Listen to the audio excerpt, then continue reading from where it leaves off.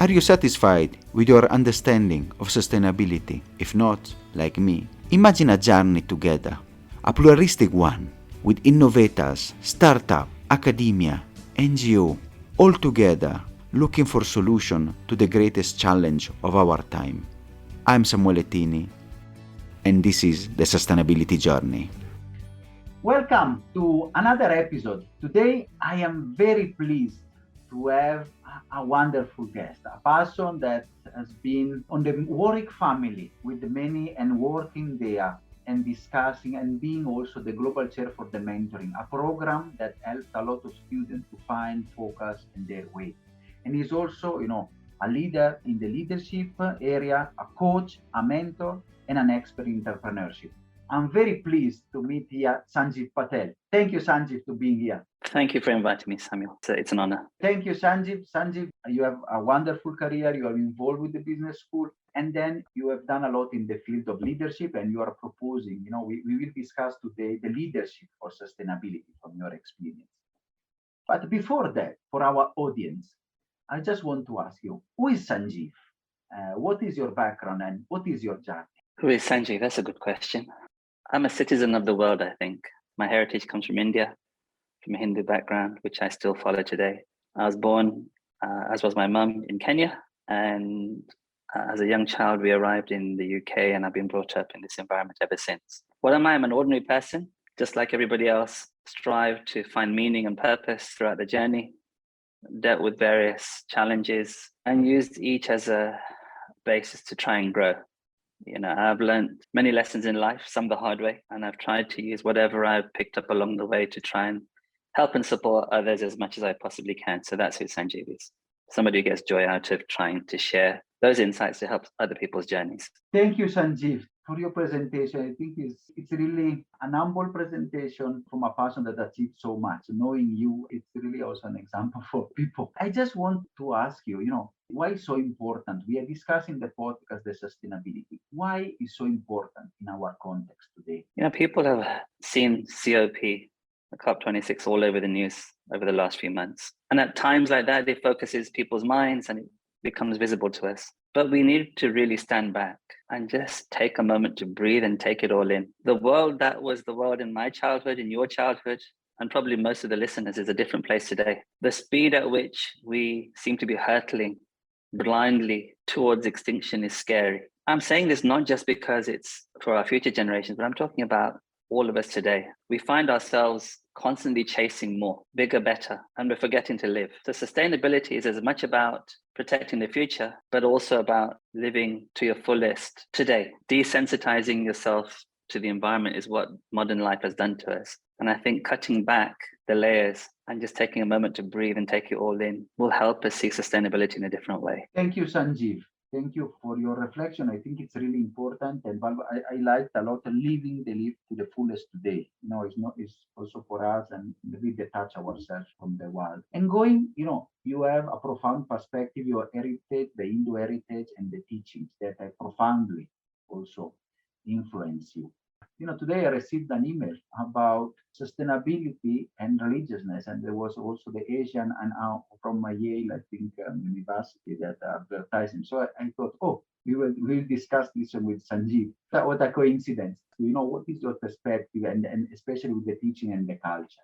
I've been fortunate that from a young age, I've been influenced by the teachings of His Holiness Pramukh Swami Maharaj, who was my spiritual guru, whose 100th year we're celebrating this year, centenary. And all of his life and his message was about seeing the world as one family. There's a term that goes by the way of Vasudeva Kutumbakam. We are all God's children. That allows us to interact with each other in a profound and deep way. That allows us to care for people who are not our blood relatives, if you like, or within our normal circles in the same way that we care for those who are, because we are truly one family. His message, life message, is in the joy of others lies our own, in the progress of others rests our own. This is such a powerful compass, which so many people around the world in their millions have now used as their guide, their direction. And that stems from this belief that we are all connected spiritually. This concept that Hindus have this many gods or that many gods. I think it's a misnomer, a misunderstanding, which I'd like to take the opportunity to clarify. Hinduism teaches of the one creator, Paramatma, the supreme entity. However, it also teaches us that entity pervades the whole of creation. So that means every individual, every atom. And the purpose of human life is to understand its place in the universe and use this life to connect with that supreme entity. And so we have a natural way of respecting and encouraging anybody who finds a connection with the creator, whether they find that through Jesus, Allah, or Ram, or Krishna, or in my case, Bhagwan Swaminarayan. We all are connected to the same entity. And so Hinduism teaches me that, and that gives me such peace and harmony, both in my life, but also I search and seek to promote that in the environments that I'm in. More about harmony rather than competition. We really are the same. Thank you, Sanjiv. I loved your message. See the world as one family. So this is also, the way of, in smaller terms, the objective of the podcast, to be very diverse and show the world the different journey towards one objective. You mentioned the different environment, and now, you are also a leader in the business world. You are connected with the Warwick Business School. You are discussing and you are an expert in leadership. So I want to ask you, from your experience, what is the leadership style that is required for our unbalanced world? So we live in a world that is unbalanced. What is the leadership you can tell us to balance? I think leadership styles have lots of different lenses. And it's not for me to say which is right or wrong, but I can tell you and share with you what works for me. And for me, again, through the walking the talk, if you like, from my Guru Pramukh Swami Maharaj and his successor Mahant Swami Maharaj today, is servant leadership. And I would also say spiritual leadership, because those two together connect the whole world. A servant leader is a type of person and he looks at every single person in his care as family. So the decisions are different, the choices are different. Just as we are born in a family, we don't have a choice. We're born in a family. And our parents, despite having 2 or 3 children in the same family, realize that we're all different. They don't treat us or each one differently in a biased way. What they do is try to modify their approach based on the individual requirements of each child. And I think a servant leader does that. They try to create an environment where everybody feels worthwhile, where everybody can grow, where you can accept setbacks, if you like.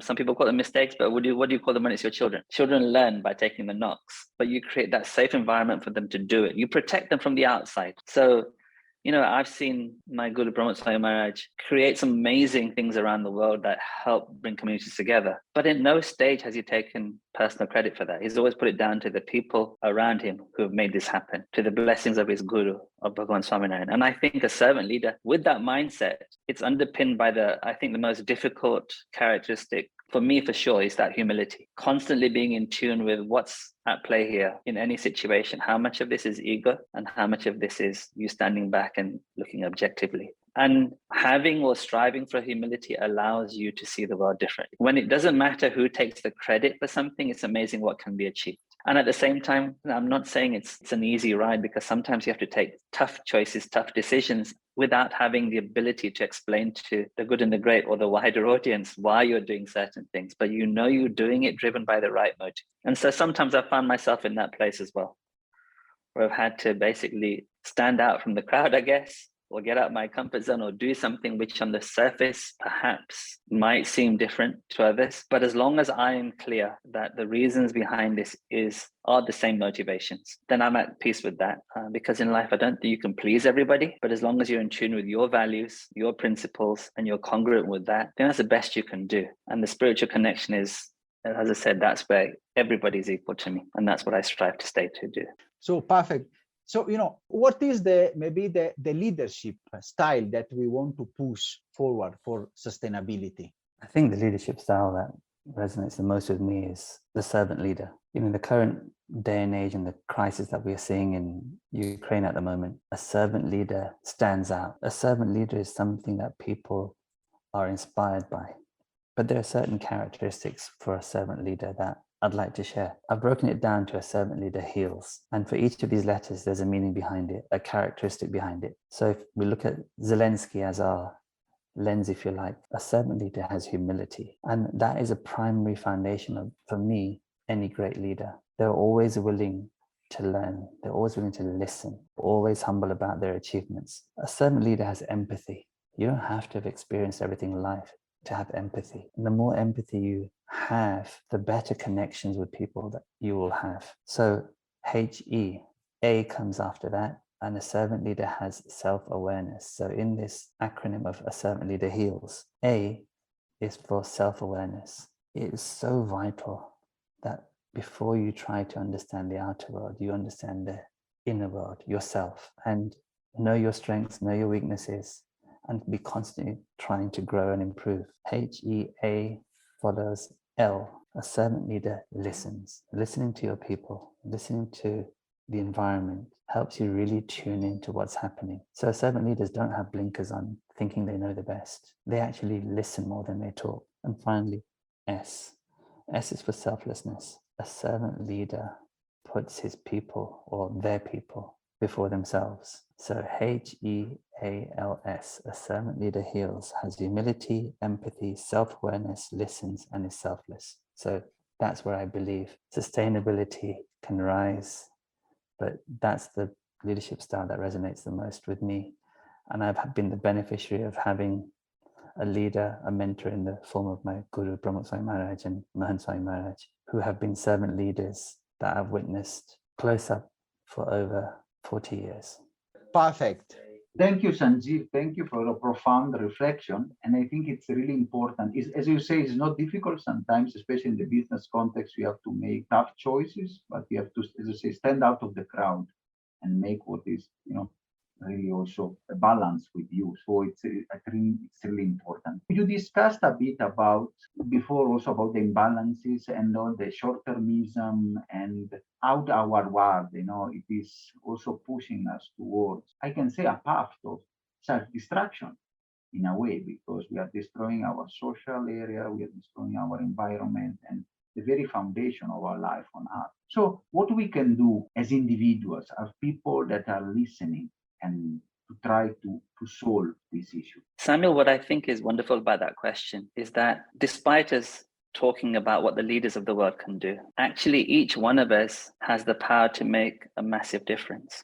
Small things within our lives that we can change, that we can choose to change, can make collectively a massive difference. Let me give you some thoughts on that. Now, I've been brought up a vegetarian as my Hindu philosophy.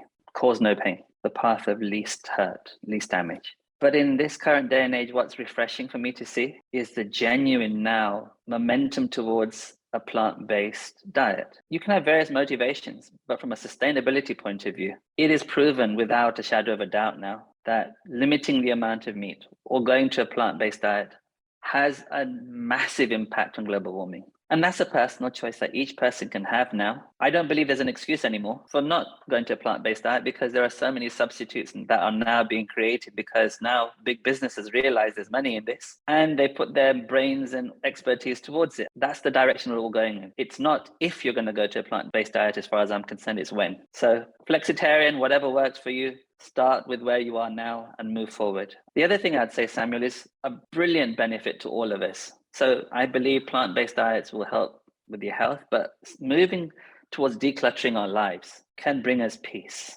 I remember as a child, saving up for things.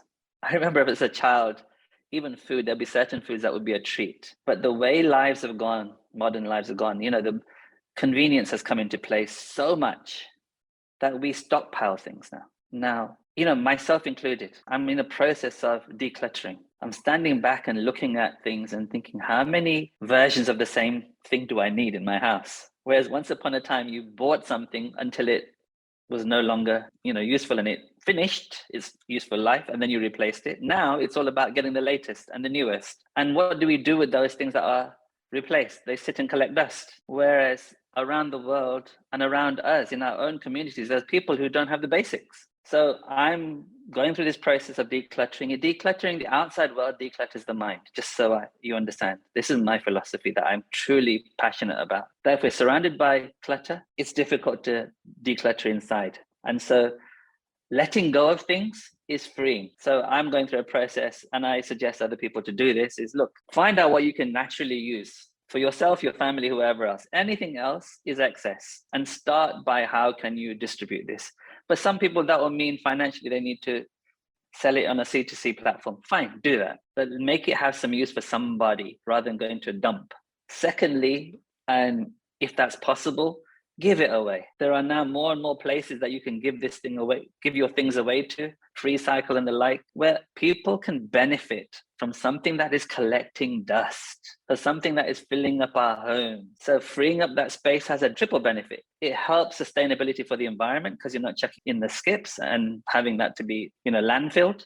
You are potentially freeing up financial resources that are tied up in these duplicates that you have all over the house, and you can look in any cupboard in my house and I bet you I've got more than one of everything. So I can do that, and I'm sure when people listen they can reflect back on their own environments, how it feels. So free up some cash in these difficult times. And thirdly, by selflessly giving it away to somebody, there's a joy in that. So if you can, the things you can give away, there is a joy. And I'd like to share something that through BAPS charities, each winter we do a food collection and a donation. And I'm going to be honest with you, I was walking around the supermarkets in the lead up to the festive period, collecting additional materials and stock from what we collected. When I found myself making these choices, I was brought to tears. Living in this day and age in a country like the UK, I was looking at what chocolate or biscuits would be appropriate. What would make a difference to this young child who's, for them, this is a treat. Why am I even thinking about which one? I'll get the best I can for them, not just how many can I get for this amount of money. Because people like me, who are fortunate and blessed not to have to worry about food and where the next meal is coming, never have to think about it. Yet in that moment, it crystallized to me, there are families around me where this becomes their means to eat. And, whether that's providing clothes, whether that's providing food, whether it's providing support, there are ample opportunities around us where we can make a difference. So letting go of stuff is freeing for us. It frees our mind up. It gives us perspective of our lives and stops us chasing on this treadmill that we're all seem to be on. Don't get me wrong. I believe in, entrepreneurship and business, but I believe in doing it in an ethical way, in a sustainable way. I'd rather people walk the talk rather than just talk it. And if that limits profits, well, that's fine. Why should it always be about profit? Why shouldn't it be about creating differences in people's lives? We're talking about leadership. For me, it's about making a difference in people's lives, in as many people's lives as possible, in whatever way you can, and promoting a different way of living, a different choice. And that's hard in the capitalist world that we're in. I'm not saying I disagree with making money, as I said, but do it in a sustainable way. When you take people on, you've worked hard to take them on. So invest in them. And if they make mistakes, learn from them. Don't just discard them and try the next one. We've done that too much with the material world. Now we're trying to do that with people. And I think we need to change. Thank you, Sanjiv. I was reflecting when you were talking, really, how the consumerism really cluttered our life, our mind and our life. And then it's really, I like your letting go stuff can free your mind, your perspective. And you start stopping on this treadmill, as you say, of continuous imbalance, continuous using materials. And it also, as I say, is very good for the sustainability. We reduce waste, we put a recycle, and really also help our mind to free up our mind and think about the social aspect. I recall also your general support that you did last year during the COVID crisis for India. It was, you cycle. I don't know if you want to share a bit of a note that you have done a wonderful job there, really supporting is a great example. Sure, I'm happy to share that journey. So having suffered pretty severely from COVID myself at the start of the pandemic back in March, April 2020, I experienced it firsthand in as bad as it can get. I was in an ICU ward and I lost my father. But having fought through that, I wanted to do what I could from there on to make more of a difference, spend more of my time doing good rather than less. And when the second wave suddenly hit India back at spring, I think last year, 2021, I was in a conversation with somebody from BAPS locally, and they said, "Oh, do you know anybody who has a gym or who can lend us some bikes?" And I said, "Well, this is intriguing. Why do you ask?" And that whole conversation started. This is a 1-week conversation from zero to activity. And he said, "Well, we're thinking of doing a cycle-a-thon, but because of the lockdown, we're thinking of doing it static." I thought, fantastic idea. Let's make this happen. I had no idea how we'd make it happen, but I knew it was a great idea. So I, along with, I'm sure many of my, fellow volunteers at BAPS, just said, right, we're just going to shout about it in our circles and let's make this happen. For me, I was so fortunate that Andy Lockett, the Dean of the Business School, picked up on what I'd done, what I was talking about doing, and he did a lovely message from the business school saying, look, many of you have come across Sanjiv, you know what he's about. been through this, but he wants to ask for your support in whichever way possible to raise money towards buying oxygen and equipment for India, because it's in a really tough place. And this just took off.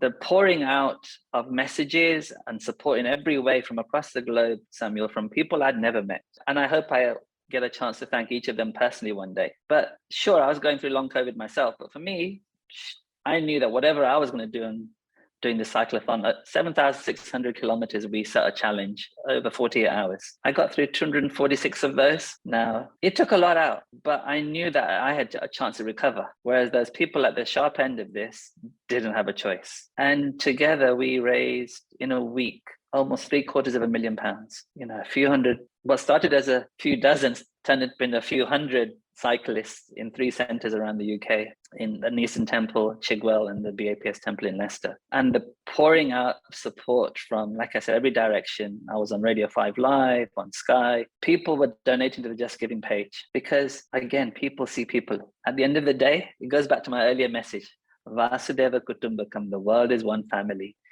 And those moments of crisis in our world is when the real us, the real human beings come out, because then it's not you're different. Then it's we're the same and I feel for you. And they just, everybody went crazy in terms of support. And I'm so thankful and blessed to have been part of that. I'm so lucky that I could do whatever I could do along with all those other volunteers. Thank you, Sanjiv, for sharing this experience. I remember you cycling, seeing you from here in Kenya and seeing the challenge that you've done and the great work. And as you say, in the moment of difficulty, is where, the humanity comes out, and then there is this sort of togetherness that we are all together in one family for the better good, And I hope now that this momentum continue, like also to solve the issues for our planet and really give to the future generation, to ourselves, a better and more equal and just planet, I can say. Maybe, Sanjiv, you have given us a lot of wisdom and insights and a lot of food for thought. This is a fully packed episode that I'm sure people will need to unpack and try also to journal it and how we can even better our behaviors. I want to ask you, for a last message for the audience and for the people that are listening to us. My message to everybody, we can all make a difference. The benefit of making a difference by decluttering, by making different choices, is not only for the planet and the future generations, it's for the people around us, it's for us. Remember, decluttering our lives declutters our minds. Decluttering our homes helps us find that peace in our minds. Helping others in whichever way we can is a way of giving back to ourselves. There's a joy in that. And so I think we've got to think globally, but genuinely act locally. Small changes, rather than look for one big campaign, make small changes and you'll see the benefit for yourself, and the whole environment around us will change as well. And keep a kind heart in whoever you deal with day to day. Everybody's best part has come out during these last 2 years, but the way of nature and our lives are, we soon forget these things. Treat everybody as a member of your extended family. Vasudeva Kutumbakam, the world is one family. And in my Guru Pramukh Swami Maharaj's words, in the joy of others lies our own. So remember that, try it, and let me know how you get on. Thank you, Sanjiv. Thank you so much for your insights and really your great sharings. I mean, I'm still also myself learning and trying to really understand all your concept, because it's really so important also for me. I could see already how I can improve my journey. I'm really humbled to have you as a guest, and really I'm grateful for your effort. Thank you so much, Sanjiv, for being here. As I said, I've been thankful and grateful that you've invited me, and you're doing a great job. Thank you, Sanjiv. Are you satisfied after this wonderful episode? Let's continue together our sustainability journey.